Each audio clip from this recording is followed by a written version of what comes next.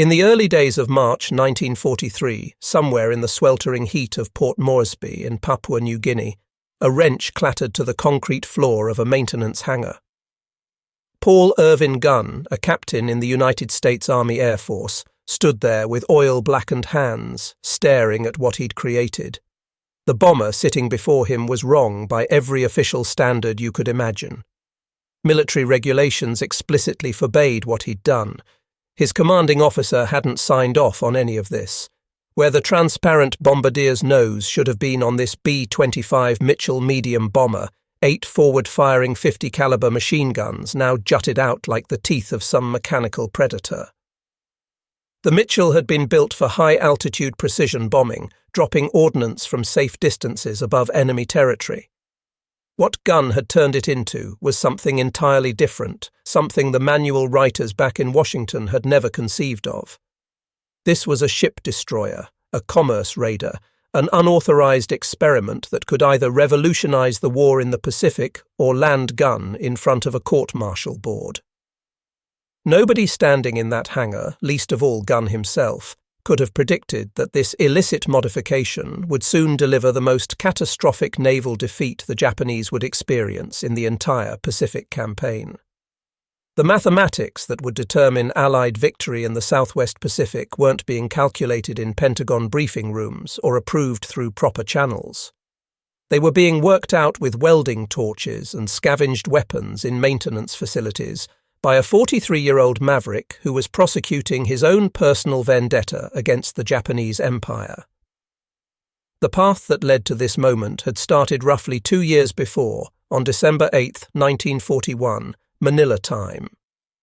Paul Gunn, who nobody yet called Pappy, watched from Nichols Field as Japanese bombers systematically annihilated American air power in the Philippines.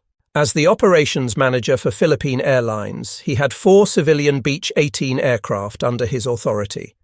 Within hours of the attack, Major General Louis Brereton would commandeer those planes and commission Gunn as a captain in the Army Air Corps. What should have been temporary wartime service transformed into a 3-year journey of innovation, personal revenge, and technological revolution that would reshape aerial warfare.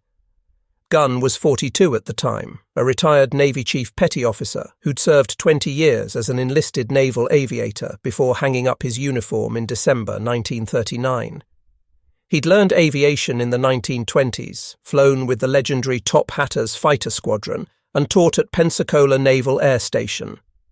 His knowledge of aircraft came not from engineering textbooks, but from 2 decades of hands-on work, flying them, fixing them, and occasionally crashing them. But that December morning, all his technical expertise counted for nothing against a more pressing crisis. Gunn's wife, Clara Louise, whom everyone called Polly, and their 4 children were trapped in Manila as Japanese forces advanced on the city. His sons, Paul Jr. and Nathan, were both teenagers. His daughters, Connie and Julie, were younger. The family had been living the comfortable life of American expatriates in Manila while Gunn managed the airline. That existence evaporated in a single morning. During the chaotic weeks that followed Pearl Harbor, Gunn flew reconnaissance and transport missions across the collapsing Philippine defenses. He evaded Japanese fighters, survived being shot down over jungle terrain, walked out to friendly lines, and immediately climbed into another aircraft. On one particularly dangerous mission, he earned the Distinguished Flying Cross by piloting an unarmed transport into Bataan Peninsula to deliver medical supplies to besieged American troops, navigating through Japanese-controlled airspace with nothing but flying skill and sheer audacity to protect him. Despite all this, he couldn't reach his family. On Christmas Eve, 1941, Gunn received evacuation orders for key personnel to Australia. He withdrew all his military pay, borrowed every dollar he could from fellow officers, and made preparations to evacuate his family to safety. The Japanese advance moved too quickly. His family couldn't reach the airfield in time. Gunn faced an impossible choice between abandoning them or disobeying direct orders. He flew to Australia because orders were orders, because the war was larger than one family, because staying meant certain death or capture. Less than a month later, on January 20th, 1942, Polly and the children were rounded up by Japanese occupation forces and taken to Santo Tomas University, which had been converted into an internment camp for enemy civilians. Something fundamental broke inside Gunn when he received this news. The man who continued fighting afterward was not the same person who'd evacuated from Manila. He'd left his wife and 4 children in the hands of an enemy known for brutality toward prisoners. Every single day they remained in that camp was another day Gunn couldn't protect them. The only thing within his power was to end the war faster. If he couldn't rescue his family directly, he could destroy every ship, every aircraft, every supply line that kept Japanese forces operating in the Philippines. This wasn't official military policy. This was vengeance disguised as innovation. When Major General George Kenney arrived in Brisbane in late July 1942 to assume command of Allied Air Force's Southwest Pacific area, he found an operational disaster waiting for him. His predecessor had been relieved of command. Morale throughout the air forces was abysmal. Equipment was inadequate for the mission. The Japanese controlled the skies over New Guinea and posed a direct threat to Australia itself. General Douglas MacArthur, the theatre commander, had no confidence whatsoever in his air forces and made his opinion abundantly clear to anyone who would listen. Kenney was 53 years old, a World War I fighter ace with 2 confirmed kills and a Silver Star for valour. He'd taught at the Air Corps Tactical School and had developed a reputation for unconventional thinking. When MacArthur subjected him to an hour-long lecture about the comprehensive failings of Allied air power, Kenney listened politely and then asked for only one thing in return. He wanted authority to send home anyone he considered dead wood. MacArthur, somewhat surprised by this unusual request, agreed. Within weeks, Kenney had completely reshuffled his command structure, bringing in aggressive younger officers and establishing a forward headquarters in New Guinea to accelerate decision-making. He appointed Brigadier General Ennis Whitehead as his forward commander, granting him authority to modify aircraft assignments based on weather conditions and tactical situations rather than waiting for approval from Brisbane. Personnel changes alone meant nothing without effective weapons to employ. Allied bombing from medium and high altitudes was proving catastrophically ineffective against Japanese shipping. High-altitude attacks gave ships ample time to maneuver and evade. The B-17 flying fortresses were hitting less than 1% of their targets. Japanese convoy operations were resupplying their garrisons in New Guinea with complete impunity. Allied ground forces were dying in the jungle while fresh Japanese troops poured ashore from ships that bombers couldn't sink. Kenney had been thinking about this problem since 1928, back when he was an instructor at the tactical school. He'd theorized about skip bombing, the technique of releasing bombs at extremely low altitude so they would skip across water like flat stones on a pond, then slam into ship hulls below the waterline where armor protection was weakest. The concept was theoretically sound. The execution was proving extremely difficult. B-17S lacked forward-firing armament to suppress defensive fire. Coming in at mast height meant flying through withering anti-aircraft fire with nothing to silence the gunners. Then Kenney discovered Paul Gunn, and everything changed. In August 1942, Kenney learned that someone in the 3rd Attack Group was modifying a 20 Havoc light bombers without authorization. The modifications were crude, but remarkably effective. Someone had removed the bombardier from the transparent nose section and installed 4 50 caliber machine guns in that space, all firing forward. The concept was to strafe Japanese positions at extremely low altitude, suppressing ground fire before dropping bombs. Kenney investigated and found Captain Paul Gunn working essentially alone, scavenging weapons from wrecked fighters and mounting them in attack aircraft. Gunn had taught himself aircraft modification through trial and error. He possessed no formal engineering degree, but he understood aircraft structures, weight distribution, and weapons systems from 2 decades of practical experience. Most officers would have court-martialed Gunn for modifying military aircraft without proper authorization. Kenny immediately assigned him to his personal staff as Special Projects Officer and gave him what seemed like an impossible mission. Modify every A-20 in the theatre for low-altitude attack and do it immediately. Gunn worked 18-hour days without complaint. He scrounged weapons from crashed aircraft, fabricated mounting brackets in makeshift workshops, and personally test-flew each modification to ensure it worked properly. He added 4 50-caliber machine guns to the nose of each A-20, mounted additional guns along the fuselage, and installed bomb racks for parachute fragmentation bombs. The modified A-20S entered combat in September 1942, striking a Japanese airfield at Buna. The results exceeded even Kenny's optimistic expectations.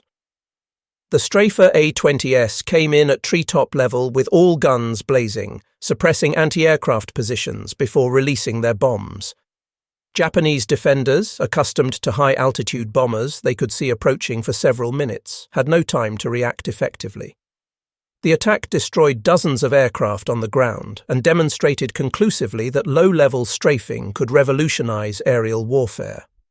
Kenny immediately ordered Gunn to begin work on similar modifications for B-25 Mitchell medium bombers. The B-25 was larger than the A-20, had significantly longer range, could carry more bombs, and could mount substantially more forward-firing weaponry. If Gunn could transform the Mitchell into a gunship, it would become the most effective anti-shipping weapon in the entire theatre. The B-25 Mitchell had been designed in 1939 as a medium-altitude level bomber. It was a twin-engine aircraft with a wingspan of 67 feet 7 inches, powered by 2 Wright R2600 radial engines, each producing 1,700 horsepower. Standard armament consisted of 6 50-caliber machine guns for defensive purposes and 3,000 pounds of bombs. It carried a crew of 5 consisting of pilot, co-pilot, bombardier, radio operator and gunner. The aircraft had been named after General Billy Mitchell, the controversial advocate of air power who'd been court-martialed in 1925 for his outspoken criticism of military leadership. Approximately 9,890 B-25s would eventually be manufactured at 2 North American aviation plants, one in Inglewood, California, and another in Kansas City, Kansas. The B-25 had achieved fame in April 1942 when Lieutenant Colonel James Doolittle led 16 B-25Bs on a daring raid against Tokyo, launching from the aircraft carrier USS Hornet. The raid inflicted minimal physical damage but provided an enormous morale boost to Americans still reeling from Pearl Harbor. More importantly, it forced Japan to retain fighter aircraft for homeland defense rather than sending them to frontline operations. Despite this success, the B-25's primary role remained medium-altitude bombing, a mission at which it was proving thoroughly ineffective against naval targets. Gunn looked at the B-25 and recognized potential that nobody else saw. The aircraft's nose section was large enough to accommodate multiple heavy machine guns. The twin-engine design provided redundancy, meaning the loss of one engine wouldn't necessarily doom the aircraft. The sturdy construction could absorb significant battle damage. Most crucially, the Mitchell had sufficient range to reach Japanese shipping lanes that the shorter-range A-20 couldn't touch. In late 1942, Gunn began modifying B-25s in a maintenance hangar at Townsville, Australia. He was working alongside Captain Jack Fox, the North American aviation technical representative assigned to the theatre. Fox was officially supposed to ensure that aircraft modifications followed factory specifications. Instead, he became Gunn's co-conspirator in what would develop into the most successful unauthorized aircraft modification program of the entire war. The first challenge involved removing the bombardier and his glass nose section. This saved considerable weight and eliminated a vulnerable position that was completely useless for low-altitude attack operations. Gunn replaced the transparent nose with a solid metal nose housing 4 50-caliber M2 Browning machine guns, all firing forward and operated by the pilot. Each gun had 500 rounds of ammunition. The rate of fire was approximately 850 rounds per minute per gun, meaning the pilot could unleash an absolute storm of lead that would shred any target within seconds. 4 guns weren't enough for Gunn's purposes. He added 2 more 50-caliber guns in cheek blisters on either side of the forward fuselage, positioned just below and behind the cockpit. These package guns extended slightly beyond the propeller arc, allowing them to fire without bullets passing through the propeller disc. They were fixed weapons firing forward, adding to the pilot's devastating firepower. Then Gunn made a radical decision that violated conventional bomber doctrine. The B-25 had a dorsal turret with twin 50-caliber guns mounted behind the cockpit. This turret could normally rotate to defend against attacks from above and behind. Gunn locked the turret in the forward-firing position, adding 2 more guns to the pilot's control. The co-pilot could operate these guns using a sight in the cockpit, or the pilot could fire all weapons simultaneously using a master trigger. The modified B-25 now mounted 8 forward-firing 50-caliber machine guns delivering approximately 180 pounds of projectiles per second. For comparison purposes, a single P-51 Mustang fighter carried 6 50-caliber guns. The modified B-25 possessed the forward firepower of more than 1 fighter aircraft, concentrated in a platform that also carried substantial bomb loads. The modifications created significant engineering challenges that Gunn had to solve. Adding weight to the nose shifted the aircraft's center of gravity forward, making it nose-heavy and difficult to control. Gunn compensated by repositioning equipment toward the rear and adding ballast to the tail section. The enormous recoil from 8 guns firing simultaneously created serious structural stress. Gunn reinforced the nose section with additional bracing to handle the forces. The guns generated tremendous heat and smoke that could incapacitate the crew. Gunn added ventilation systems and relocated ammunition storage to reduce fire risk. Most critically, Gunn had to solve the problem of gun harmonization. The 8 guns needed to converge their fire at a specific point ahead of the aircraft, typically between 200 and 400 yards. If the guns weren't properly aligned, bullets would spray everywhere except the intended target. Gunn developed a ground testing procedure using targets placed at measured distances, adjusting each gun mount until all 8 weapons converged precisely.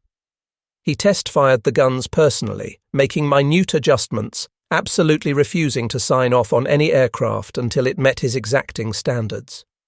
The entire modification process took approximately 2 weeks per aircraft when crews worked around the clock.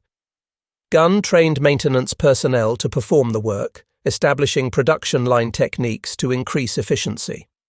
By December 1942, he'd modified enough B-25s to equip the 91st Bombardment Squadron. The squadron needed a commander who understood low-altitude attack and wasn't afraid to violate conventional bombing doctrine. Kenny selected Major Ed Larner, a pilot who'd risen from first lieutenant to major in just a few weeks due to his aggressive leadership in combat operations. Larner had demonstrated exceptional skill in low-level missions and had earned Kenny's complete trust. The tactics that would transform naval warfare were relatively straightforward in concept, but extremely dangerous in execution. The modified B-25s would approach Japanese ships at extremely low altitude, sometimes as low as 50 feet above the water surface, flying at maximum speed of approximately 300 miles per hour. At this altitude and speed, they were nearly impossible for ship gunners to track effectively. The closing speed was too fast for manual aiming, and the aircraft were already past before gunners could adjust their fire. As the B-25s approached their targets, pilots would open fire with all 8 forward guns at a range of approximately 1,000 yards, walking the fire into the target ship. The stream of 50-caliber bullets would sweep across the decks, killing or suppressing anti-aircraft gunners, destroying gun positions, shredding superstructures, and creating absolute chaos aboard the target vessel. The purpose wasn't necessarily to sink the ship with gunfire alone, although the cumulative damage could be substantial. The purpose was to silence the ship's defensive weapons and create terror among the crew. Then came the bombs. At a range of approximately 200 to 400 yards, flying at minimum safe altitude, the pilot would release bombs equipped with 4 to 5 second delayed fuses. The bombs would leave the aircraft travelling at 300 miles per hour, strike the water surface, and skip across it like flat stones.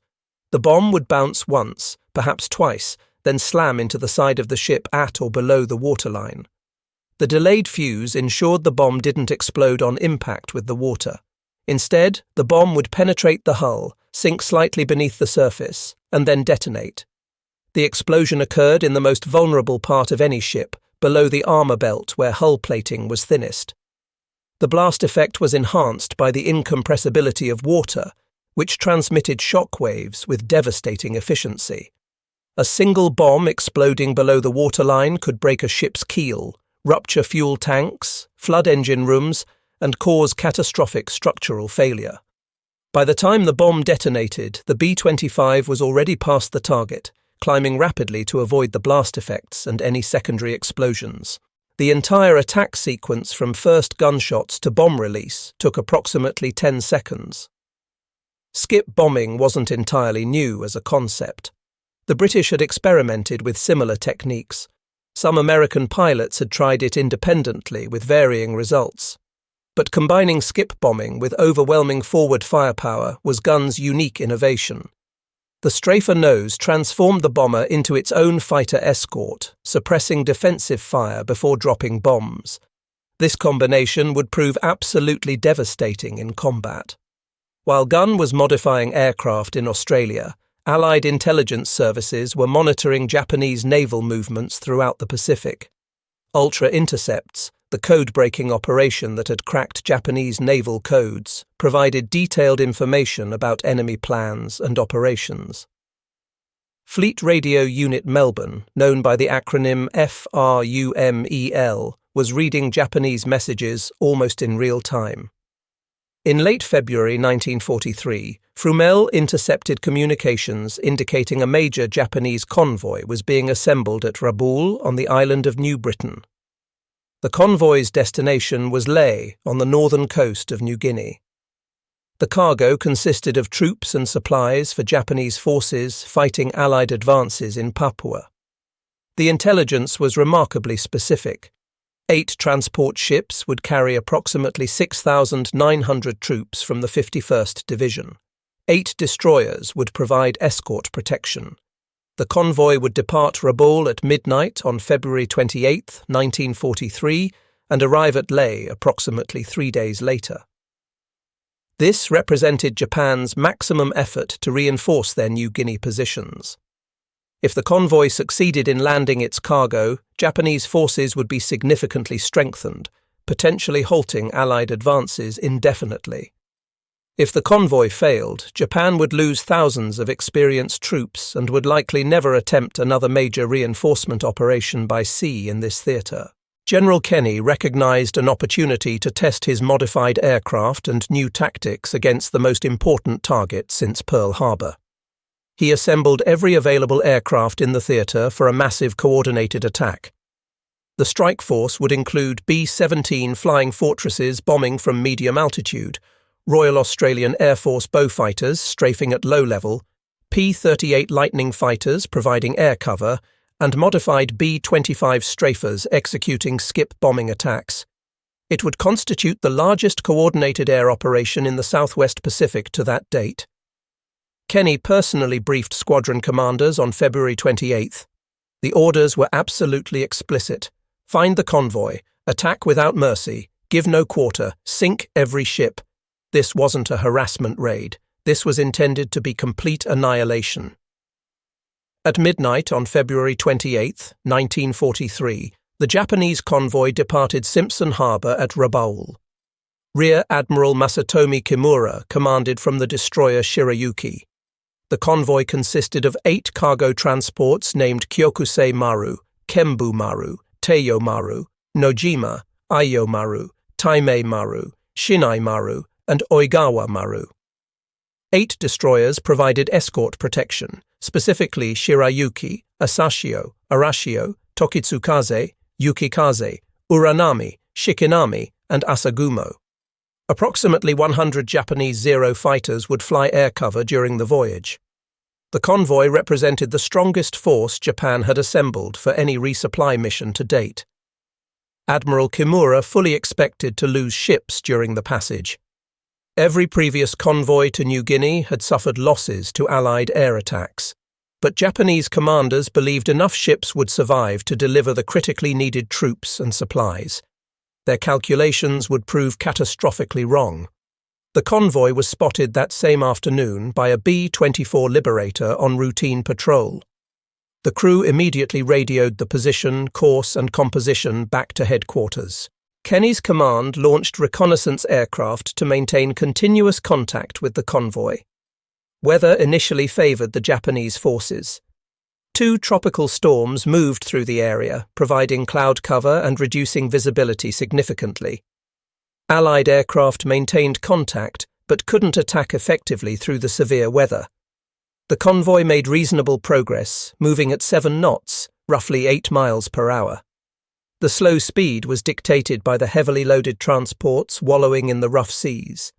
The destroyers could easily have made 20 knots or more, but they had to match the convoy's pace to maintain formation integrity. By nightfall on March 1st, the Japanese had covered approximately 90 miles. They were roughly halfway to Leh. The deteriorating weather conditions actually pleased Admiral Kimura. Poor weather meant fewer Allied aircraft could operate effectively. The storms also meant rough seas that pounded the heavily loaded transports mercilessly. Troops packed below decks suffered terribly from seasickness in the crowded, poorly ventilated holds. On the morning of March 2nd, 1943, the weather improved somewhat. Allied reconnaissance aircraft regained solid visual contact with the convoy. At approximately 10 in the morning, 29 B-17 Flying Fortresses attacked from 5,000 feet altitude. The high-altitude bombing proved predictably ineffective against maneuvering ships. The B-17 crews claimed multiple hits, but Japanese records indicate minimal actual damage. Perhaps one transport suffered slight damage at most. The attack served one useful purpose from the Allied perspective. It forced the convoy to alter course repeatedly, slowing their progress toward Leh even further. Throughout March 2nd, additional B-17 strikes continued at intervals. The Flying Fortresses dropped dozens of bombs from various altitudes, trying to find an effective attack profile. Ships maneuvered frantically to avoid the falling bombs, and Japanese fighter cover engaged the bombers aggressively. Several B-17s sustained damage in the engagements. 3 Japanese fighters were shot down in the fighting. Despite all this activity, no ships actually sank. The high-altitude attacks were harassing the convoy and slowing its progress, but weren't stopping it from reaching its objective. As night fell on March 2nd, Kenny understood that the critical attack would come the following morning. The modified B-25s were fueled, armed, and ready for combat. Major Lana had briefed his pilots repeatedly on the attack procedures. They'd rehearsed the attack profile on a wrecked ship hulk earlier, practicing the combined formations of B-17, B-25, P-38, and bow fighters working together. Every pilot understood the mission parameters completely. The skip bombing technique had been practiced extensively. The strafer guns had been carefully harmonized. The ordnance had been properly loaded. The point of no return was rapidly approaching for both sides. At dawn on March 3rd, 1943, weather conditions were absolutely perfect for an air attack. Clear skies stretched to the horizon, visibility was excellent, and seas were relatively calm. Rear Admiral Kimura must have felt a chill of terrible premonition when he saw those conditions. His convoy was approximately 30 miles from Leh, close enough that land-based anti-aircraft guns could theoretically provide some support, but still dangerously vulnerable to concentrated air attack. The Allied strike force assembled at Cape Ward Hunt on the northern coast of Papua. Approximately 90 Allied aircraft converged on the Japanese convoy, including B-17 Flying Fortresses, modified B-25 strafers, Royal Australian Air Force Beaufighters, and P-38 Lightning fighters providing escort protection. Multiple attack waves would hit from different directions throughout the day, giving the defenders no respite. The attack commenced at approximately 10 in the morning. The B-17 strikes struck first from medium altitude, diverting attention and forcing ships to maneuver defensively. Then the low-altitude aircraft arrived in force. Fighters came in first, strafing with 4 20mm cannons and 6 machine guns, suppressing anti-aircraft fire positions. The destroyers opened up with everything in their arsenal, but the closing speed of the attacking aircraft was simply too fast for effective tracking. Then the modified B-25 strafers arrived, and the slaughter truly began. Multiple B-25 strafers participated in successive attack waves throughout the morning hours. One pilot selected the transport Kyokusei Maru as his target and pushed the nose down to 50 feet above the water surface. At 1,000 yards range, he opened fire with everything. 8 50-caliber machine guns delivering 6,800 rounds per minute combined rate of fire, 180 pounds of projectiles per second, absolutely ripped into the transport vessel. Tracer rounds showed exactly where the devastating fire was going. The stream of bullets walked from the bow toward the superstructure, shredding absolutely everything in its path. Sailors were cut down where they stood at their battle stations. Anti-aircraft gun positions were blown completely apart. The bridge disintegrated under the hammering impacts. Metal fragments flew in every direction like deadly shrapnel. Then the pilot released his bombs. 2 500-pound general-purpose bombs with delayed fuses dropped away cleanly. They struck the water approximately 200 yards from the ship, skipped once across the surface, and slammed into the hull just below the waterline amidships. The pilot pulled up sharply and banked away from the target. Behind him, the bombs detonated in rapid succession. 2 massive underwater explosions literally ripped the bottom out of Kyokusei Maru. The transport lurched violently to one side.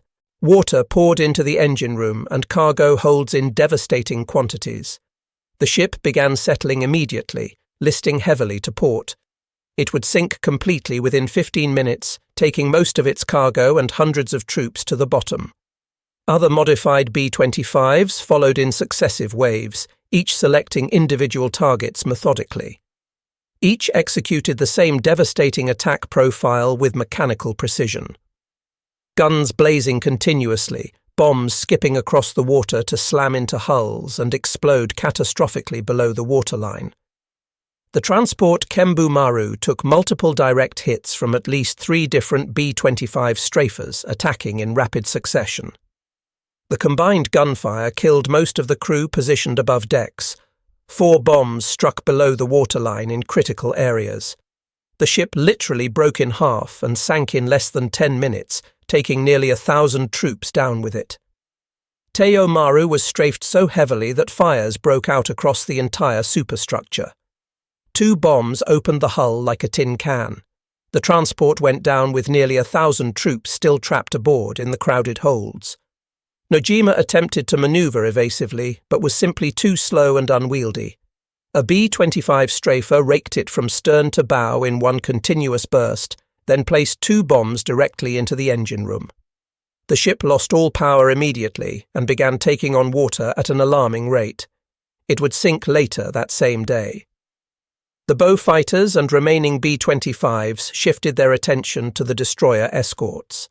The destroyer Shirayuki, Admiral Kimura's flagship, was hit by concentrated strafing fire that killed almost everyone positioned on the bridge, including Kimura himself, who was severely wounded. A bomb struck near the stern section, starting a catastrophic magazine fire. Secondary explosions blew the entire stern section completely off the ship. The destroyer sank rapidly. Tokitsukaze took direct bomb hits that ignited fuel tanks throughout the ship. The destroyer became a floating inferno and sank within the hour. Arashio collided with the transport Nojima while attempting evasive maneuvers and suffered heavy structural damage. The destroyer was abandoned by its crew and sank shortly afterward. Throughout the extended attack, Japanese Zero fighters tried desperately to protect the convoy from the devastating air assault. The P-38 Lightnings engaged them at high altitude in swirling dogfights. while the B-25s operated at masthead height, where fighters couldn't safely attack without risking hitting their own ships with stray fire. The coordination between Allied aircraft types was absolutely perfect. The systematic attack lasted approximately 40 minutes of continuous carnage.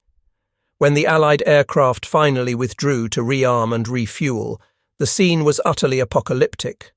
4 transports were actively sinking or already completely sunk. 3 destroyers were gone beneath the waves. The remaining ships were scattered across miles of ocean, some damaged, all in complete chaos and confusion. Hundreds of Japanese soldiers and sailors were struggling in the water among burning oil slicks and floating wreckage. Bodies floated everywhere among the debris. Oil slicks burned on the water surface, creating additional hazards for survivors. That same afternoon, Allied aircraft returned for additional devastating strikes against the survivors. Modified B-25s located the surviving ships attempting to limp toward Leh. The attacks were methodical and absolutely merciless. Each remaining ship was targeted individually and systematically destroyed. The strafer B-25s came in low with guns blazing and bombs skipping across the water. More transports sank beneath the waves. The destroyer Asashio, already heavily damaged from earlier attacks, took additional bombs and went under. By nightfall on March 3rd, all 8 transports and 4 of the 8 destroyers had been completely sunk. Approximately 3,000 Japanese soldiers and sailors were dead or drowning in the Bismarck Sea. Another 2,700 would eventually be rescued by the 4 surviving destroyers and by submarines dispatched from Rabaul for rescue operations.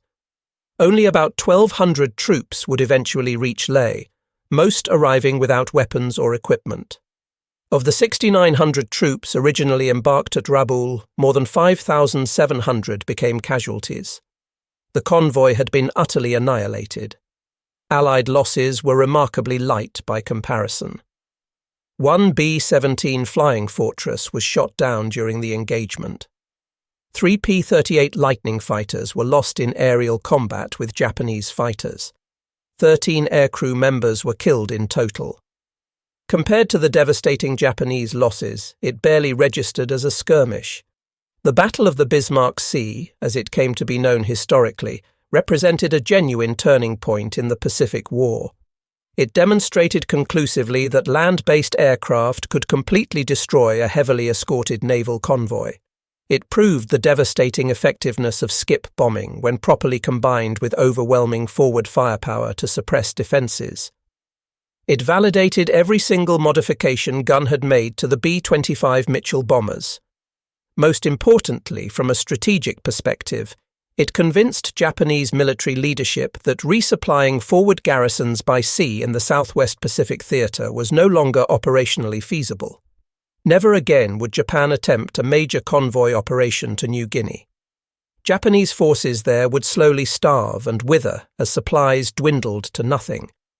General MacArthur issued an official communiqué claiming 22 ships sunk, including 3 cruisers and 7 destroyers, with over 12,000 troops killed. The actual numbers were somewhat lower, but still absolutely devastating to Japanese capabilities. The exaggerations were typical of wartime propaganda on all sides. What truly mattered was the profound strategic impact of the victory. Kenny had definitively proven his tactical concepts worked in actual combat. Skip bombing was operationally viable against defended targets. Modified bombers were extraordinarily effective weapons platforms. Low-altitude attacks could succeed despite heavy anti-aircraft defences when properly executed. Paul Gunn, monitoring developments from Australia as battle reports came in, must have felt grim satisfaction at the results. His unauthorized modifications had destroyed an entire Japanese convoy. His aircraft had killed thousands of enemy troops. But his family remained imprisoned in Santo Tomas internment camp, and the war was far from finished. The overwhelming success of the Battle of Bismarck Sea led to immediate expansion of the modification program throughout the theatre. Kenny ordered all available B-25s converted to strafer configuration as quickly as possible. Gunn worked even harder than before, training additional maintenance crews, refining modification techniques, and increasing production rates. By mid-1943, the vast majority of B-25s operating in the Southwest Pacific had been modified to strafer configuration. North American Aviation, the manufacturer, took serious notice of these field modifications. Company representatives visited Gunn's workshops in Australia, carefully examined the modifications, and requested detailed specifications. The company wanted to incorporate Gunn's innovations directly into factory production of new aircraft. Gunn was promoted to major and sent back to the United States to work directly with North American Aviation at their Inglewood and Kansas City manufacturing plants. He spent several months in 1943 and early 1944 working alongside factory engineers to design production strafer versions of the B-25. The result was designated the B-25G model, which mounted a massive 75mm cannon in the nose section, along with 450 caliber machine guns for supplementary firepower. 405 B-25G models were manufactured. The 75mm cannon fired a 14.7-pound shell that could penetrate ship armor or destroy fortified bunkers. The weapon was difficult to load properly, required a dedicated crew member positioned in the nose section, and had an extremely slow rate of fire compared to machine guns. Gunn personally tested the B-25G in actual combat operations, leading a raid with the 3rd Attack Group against a Japanese destroyer. He struck the fire control system with the massive cannon, completely disabling the destroyer's ability to coordinate its defensive guns. The ship was subsequently sunk by conventional bombs from other aircraft. Gunn insisted publicly that he'd sunk the destroyer with the cannon alone, but privately admitted to colleagues that conventional bombs had finished the job. The B-25H model followed the G variant into full production. 1,000 B-25H models were manufactured with the 75mm cannon and an absolutely staggering 1450 caliber machine guns arranged in various positions throughout the aircraft. The H model relocated the dorsal turret to a forward position and completely eliminated the co-pilot position to save weight, with the navigator handling cannon loading duties. The massive firepower came at a significant operational cost. The B-25H was distinctly nose-heavy and difficult to control properly.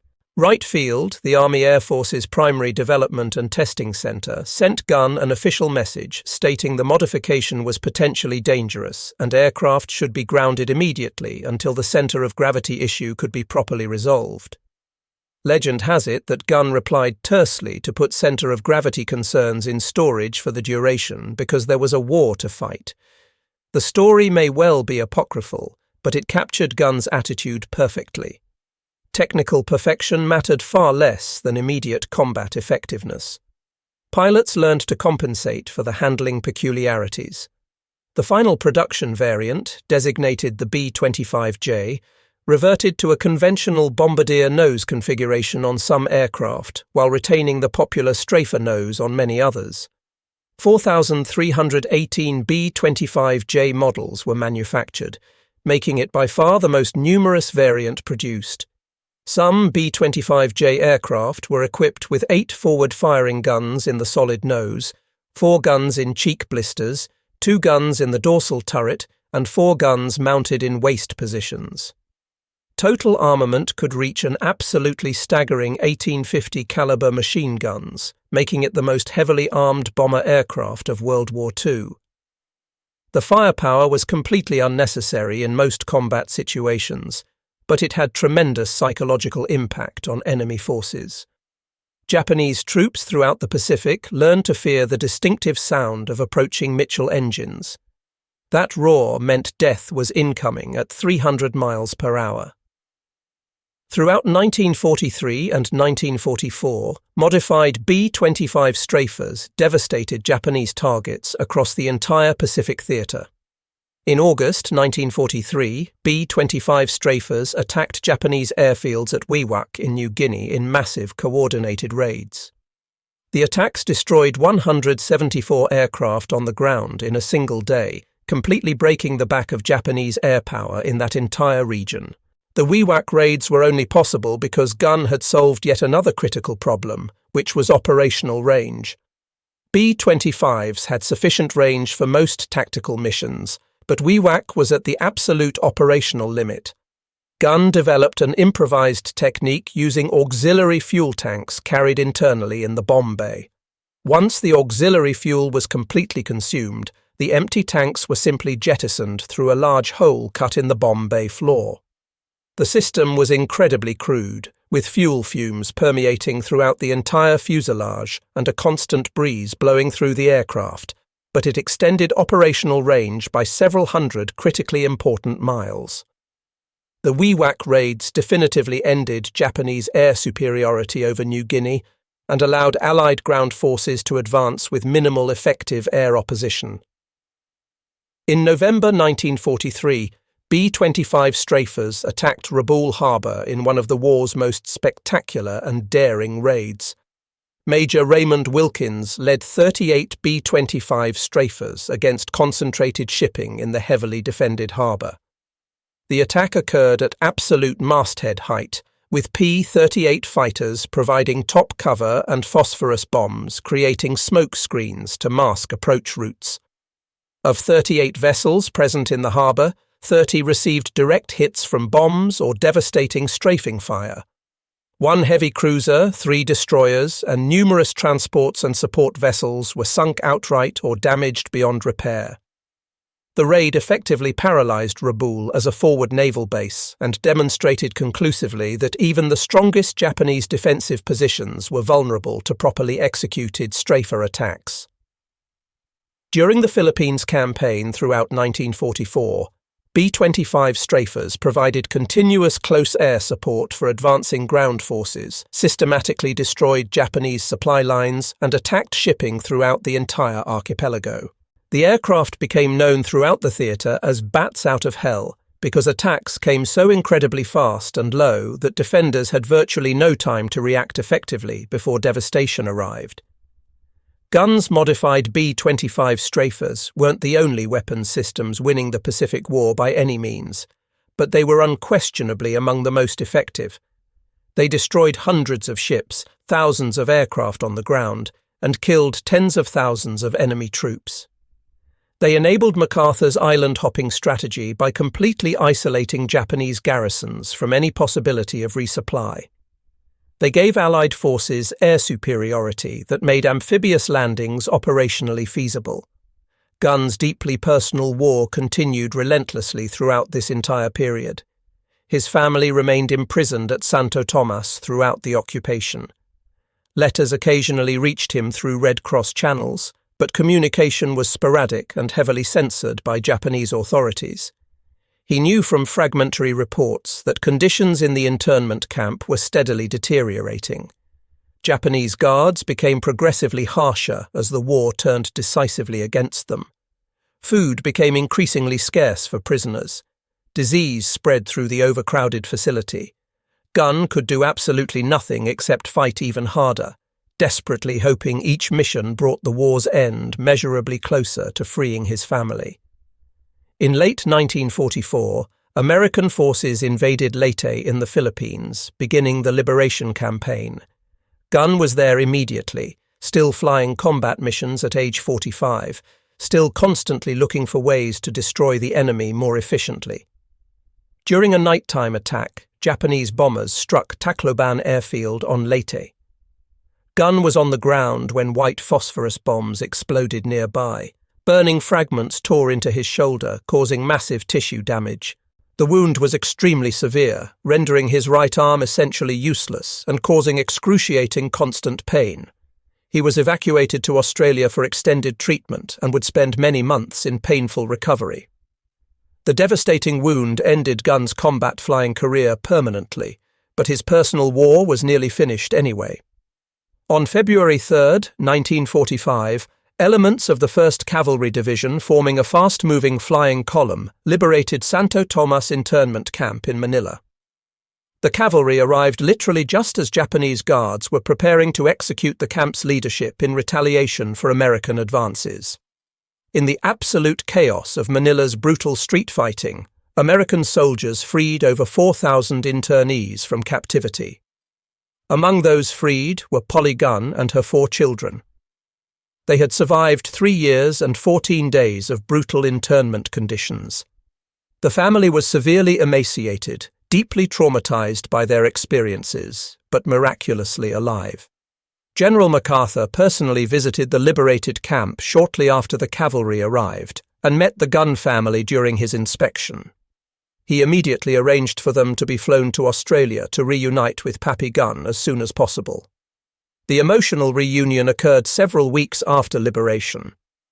The man who'd evacuated from Manila on Christmas Eve 1941 finally held his family again after more than 3 years of separation.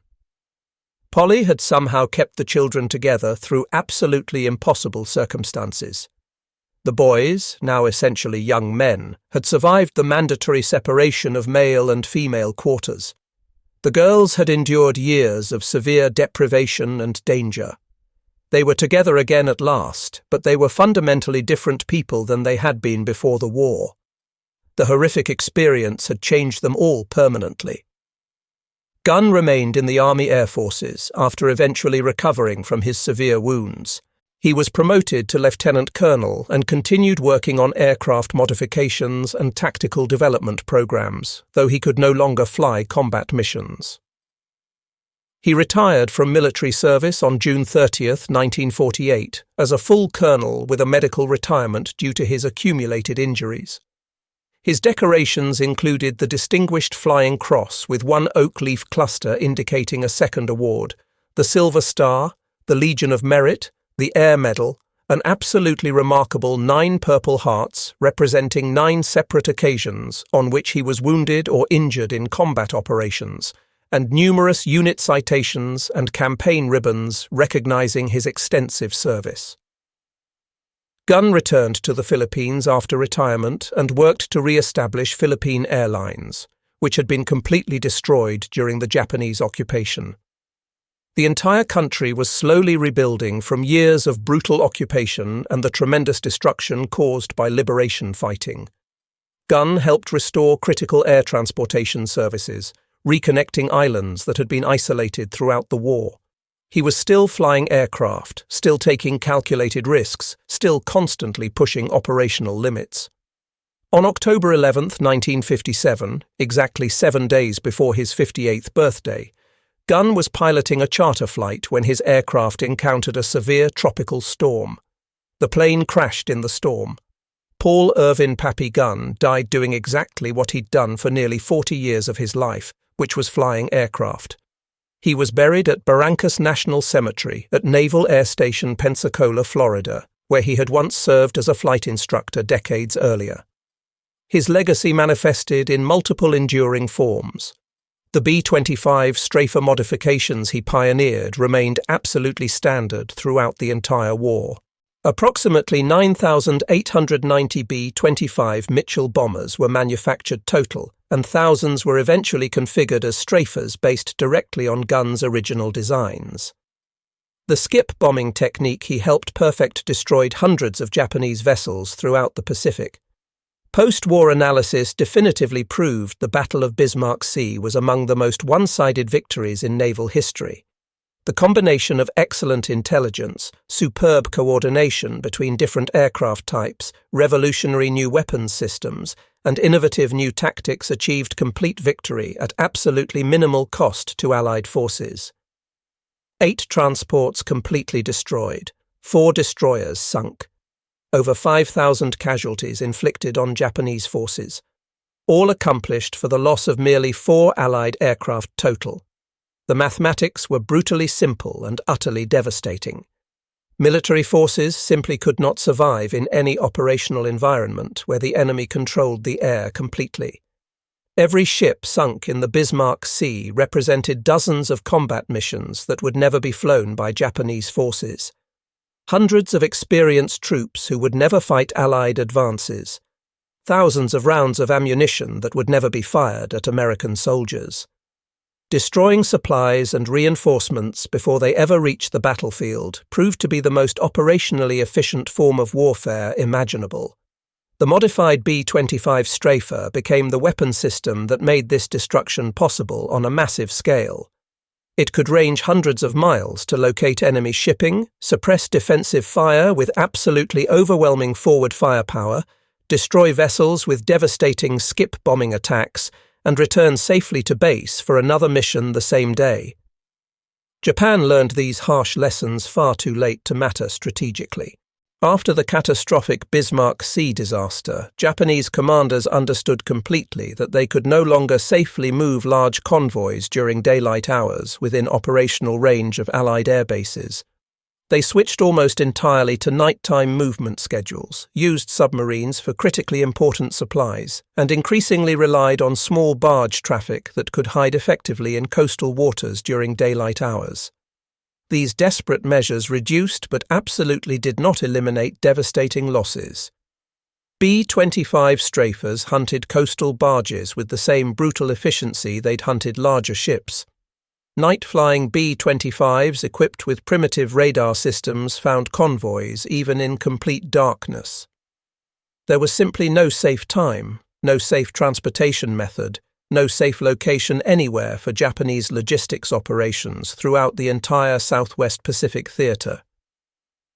The stranglehold tightened relentlessly month after month until Japanese garrisons were effectively isolated from any meaningful resupply. Throughout New Guinea, the Philippines, and countless Pacific islands, Japanese troops fought on courageously with steadily dwindling supplies and absolutely no realistic hope of reinforcement.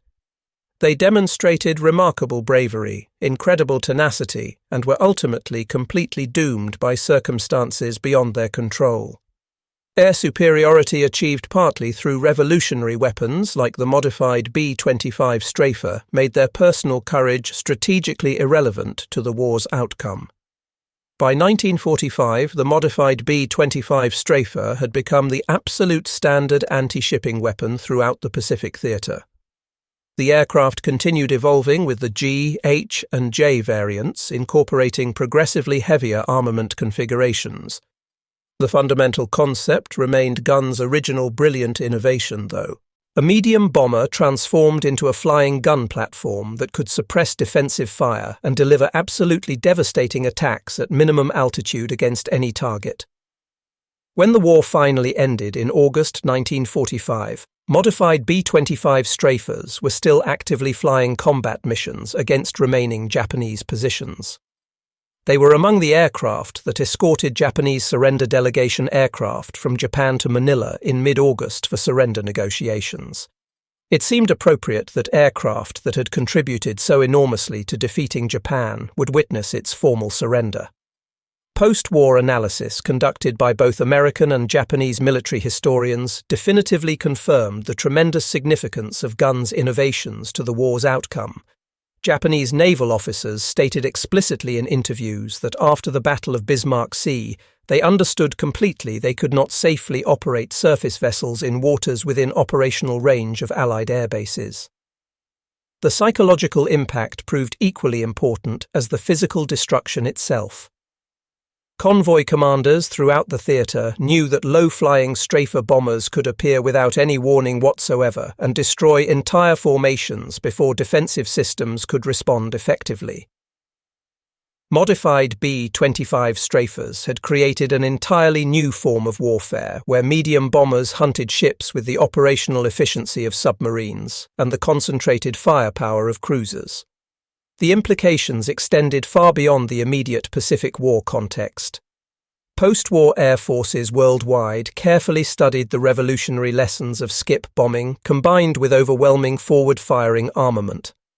The fundamental concept of the gunship, meaning an aircraft designed primarily for direct gun attack rather than conventional bombing, became standard doctrine in numerous air forces globally. The AC-47, AC-119, and AC-130 gunships employed extensively in Vietnam and subsequent conflicts were direct conceptual descendants of Gunn's modified B-25 Strafers from World War II. Of the 9,890 B-25 Mitchell bombers manufactured during World War II, Over 100 individual aircraft survive today in various conditions, with most preserved in the United States. Many are carefully maintained in flying condition and appear regularly at air shows where crowds marvel at their impressive size, distinctive sound, and remarkable history. The characteristic roar of Wright R2600 engines is absolutely unforgettable to anyone who's heard it. The sight of a B-25 banking low over an airfield, exactly as they did over Japanese ships 3/4 of a century ago, reminds modern observers of what these aircraft accomplished during the war. Several flying B-25s are specifically configured as strafers with forward-firing guns mounted in solid noses. When these guns are fired during demonstrations using blank ammunition, the sound is absolutely overwhelming to spectators. The muzzle blast is clearly visible even in daylight. The entire aircraft visibly shudders from the tremendous recoil forces. Watching a B-25 strafer demonstration gives modern viewers just a small glimpse of what Japanese sailors experienced in the final terrifying seconds before their ships were destroyed. Museums worldwide display B-25 Mitchell bombers in various historical configurations. The National Museum of the United States Air Force in Dayton, Ohio, maintains multiple examples of different variants.